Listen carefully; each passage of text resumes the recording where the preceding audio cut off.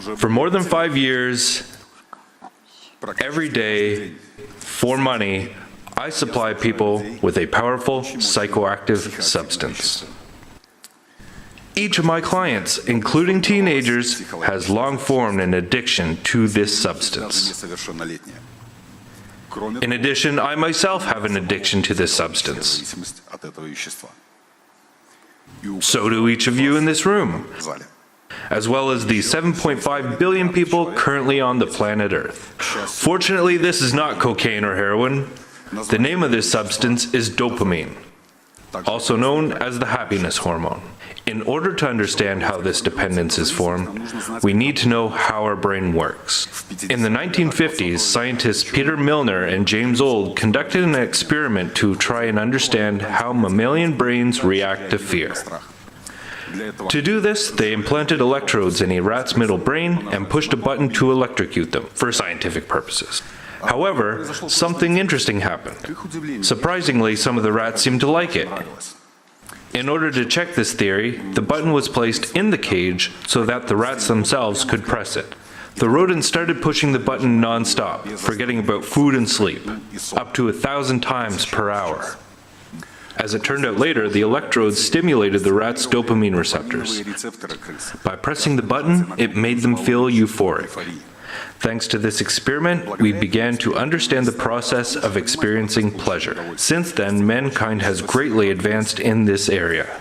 We learned that the body constantly produces certain hormones and neurotransmitters, such as dopamine, serotonin, and oxytocin. These stimulate the areas of our brain responsible for a sense of happiness, pleasure, and motivation. And each of you knows these feelings. When you are 3 weeks old and your mother holds you in her arms, you feel the warmth of her body and hear her voice, which she sings to you a lullaby. This is the best feeling that a person can experience in this world. At this point, your brain pumps you with dopamine. When you grow up and you're told, "You're awesome, you did it, we need you," your brain pumps you with dopamine, and as a result, you feel what we call happiness. Our brain likes these experiences so much that once we've experienced them in childhood, we continue to chase them our whole lives. We look for opportunities to take a picture with a celebrity, buy a new car, or even just play a computer game. All our actions are aimed at getting us happy. In other words, dopamine. Why is dopamine so important to us? In fact, our subconscious is not chasing pleasure. The main task of the subconscious mind is survival. After all, if it does not cope, it will lose its job. Stress hormones and pleasure hormones simply signal to our body on what to prepare for. For example, if I have a date with a girl, then my body is expecting the process of reproduction, and as a result, it produces dopamine. If the boss asks me to come to his office, maybe I'll have an unpleasant conversation. So my work and my salary are under threat, and consequently, my survival as well. Therefore, my body produces adrenaline. The feelings that we experience are simply the reaction of the brain to the hormones that our own body produces. In other words, we literally are hostage to the chemical composition of our blood. And biologically, the meaning of our life is reduced to getting another dose of dopamine. This is how our subconscious mind realizes that it's successfully surviving. You've probably noticed that I'm talking about the subconscious in the third person, it, as if this is something that does not belong to us. And indeed, it does not. Because if I cut my hand, it will start bleeding. It will not happen because I want it to, it's just because my capillaries have such a biological structure. The same can be said about our brain cells. They simply automatically perform their biological task. Next to each sensation, sound, or event thought, they put a tick mark. Here we received adrenaline, and here we received dopamine. This remains with us for our whole life as an experience. When I was 2 years old, I burned my hand with a hot cup of tea. I did not need to do it again in 30 years to remember that this is hot. My neurons will keep this connection forever. Hot, painful, dangerous. From a survival point of view, it is very effective. In 2008, Dr. Soon from Singapore conducted an experiment. The purpose was to study the decision-making mechanism and how consciously our decisions are taken. Volunteers were placed in a fMRI scanner. This device records brain activity with great accuracy. The volunteers were asked to make a simple choice, to press the left or right button. The results showed that in the subconscious mind, the answer is ready almost instantly, and it can take up to 10 seconds before the subject realizes their choice. As soon as they realize it, it looks like their own decision. But in fact, the neurons have already known the answer way before that. I'll say it again. Most of our everyday decisions are made by our neurons automatically. Even before you realize these decisions, your neurons make the decisions based on the situations in which you received stress hormones or pleasure hormones. Our brain literally does not belong to us and never did. Rather, we belong to it. Well, how are we different from animals? From those rats that push the button for a dose of pleasure? After all, the entire surface of our body is covered with hair, and we have the same biological processes as animals. The same proteins and amino acids take part. All that distinguishes us from animals is a small layer of gray matter that grows around our midbrain. We call it the neocortex. It is in the neocortex where our human consciousness is located. It is with this we hear our thoughts and realize our decisions. It has rational thinking, complex algorithms that our middle brain, our subconscious, does not have. With it, we have built this amazing civilization. This is great, but it has one disadvantage. Our midbrain has developed for 240 million years of evolution. The neocortex is only 300,000 years old, and it's much slower. There's data that says that the subconsciousness is 500,000 times faster, but researchers have not come to a consensus on how the speed is different and how to measure it properly. Therefore, we will do something interesting. Right here now, we will conduct a small psychological experiment. I promise I will not implant electrodes in anybody's brain. In a few seconds, you will need to simply predict the future. Ready? What will the person say in this picture?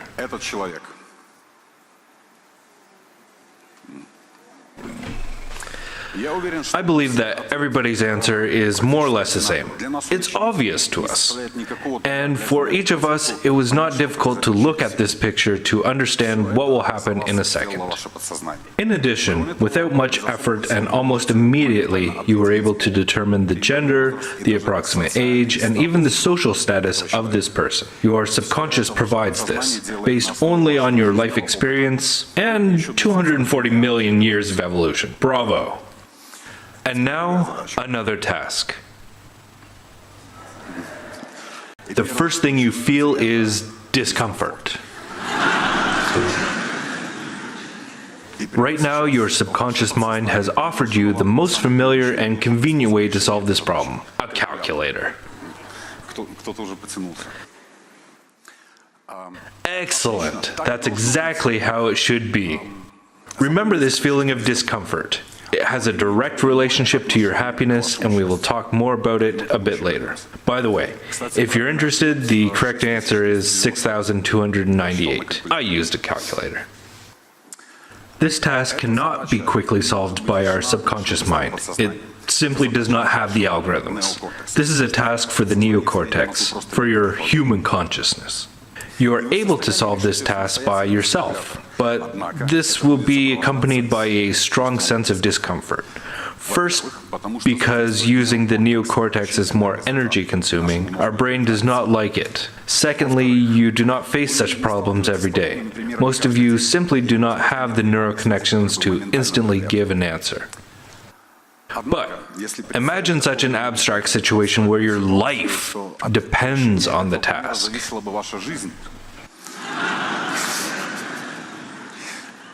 Discomfort will not disappear. You will feel it even sharper, but you just ignore it and will do everything to solve this task as soon as possible.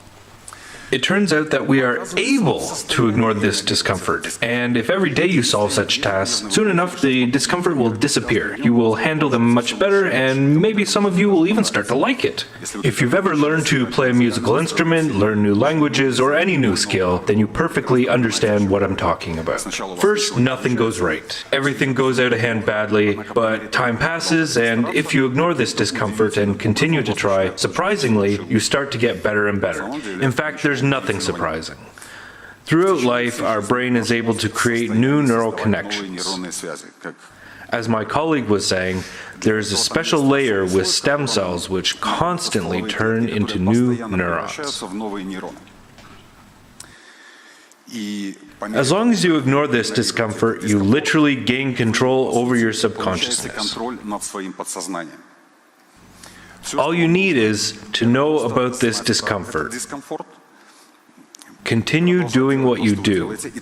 Then your brain will have no choice. It will be forced to build new neural connections. Discomfort is nothing more than an attempt of your subconscious mind to protect the brain from unnecessary energy loss and avoid changes. By knowing this, you practically get control over your subconscious.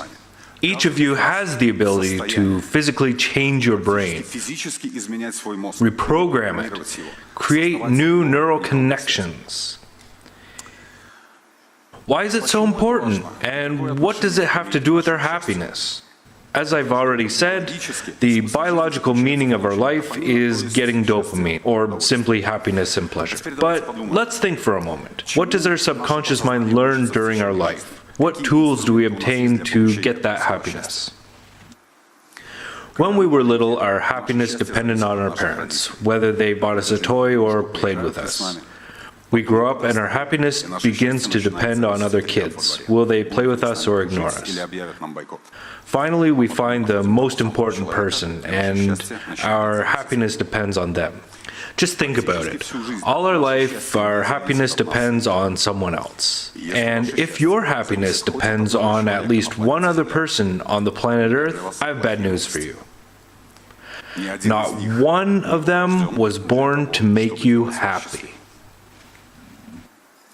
Okay, there is one. And currently, they're sitting right in your chair. And the first thing you feel right now is discomfort. Do you recognize these phrases? There's no I in the word team. One who wants a lot will get little, and so on. Imagine a child who has heard these phrases all their life. A child who is constantly compared to the child of my mom's best friend.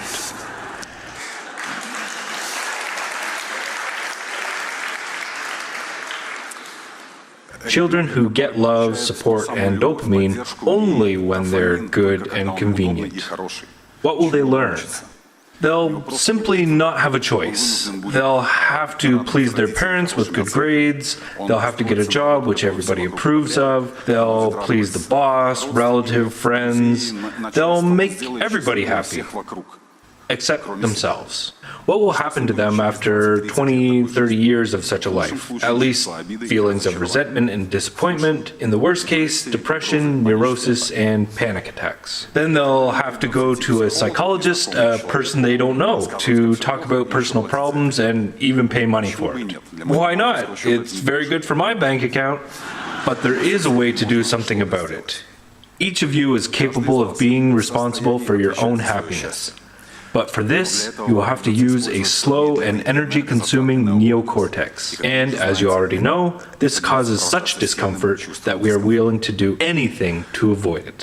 One day a woman came to see me. She had a difficult relationship with a man who insulted her and even raised his hand to her. She left him several times, and every time she went back to him. Because when she was left one-on-one with her own feelings, she was filled with the very same discomfort. There was no longer a man who makes her happy or unhappy. There was no one to shift the responsibility to. For the first time in her life, she was the one responsible for her own happiness. And it was scary and unbearable. So unbearable that she was ready to return to this abusive relationship. Anything just to avoid this responsibility.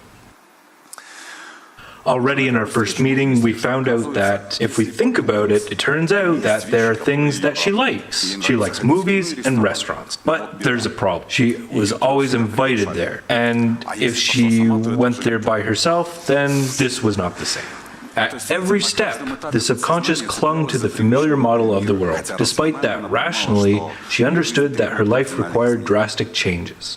As a result, we agreed that once a week, she would overcome this discomfort, that she would take herself to a restaurant and a movie, all by herself. In other words, she learned to take responsibility for her own happiness. More than a year has passed. She finally has a new relationship, and as far as I know, she got engaged.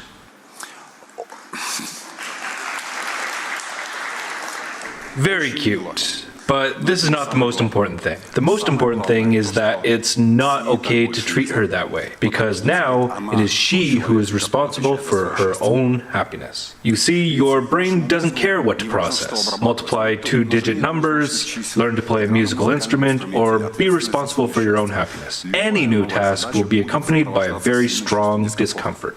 It will be hard, but as you continue, your brain will have no choice. It will be forced to create new neural connections, and at some point, it will become a familiar and simple task. Probably many of you who listen to this speech catch themselves thinking, it's selfish to only care about myself. Physical, material, and emotional care for oneself is not selfishness. Real selfishness is when everyone around me should make me happy and live the way I want. Also, this is not only about caring for yourself. It's great when we can please another person. But in order to share happiness, you must first have it yourself. Maybe you remember, before a plane takes off, when the safety briefing is done, they'll tell you, if during the flight there will be an emergency situation, oxygen mask will drop, and if you fly with a child, first put on your own mask and only then put on your child's mask. Because if you do not help yourself and lose consciousness, no one will help your child. The same can be said about happiness.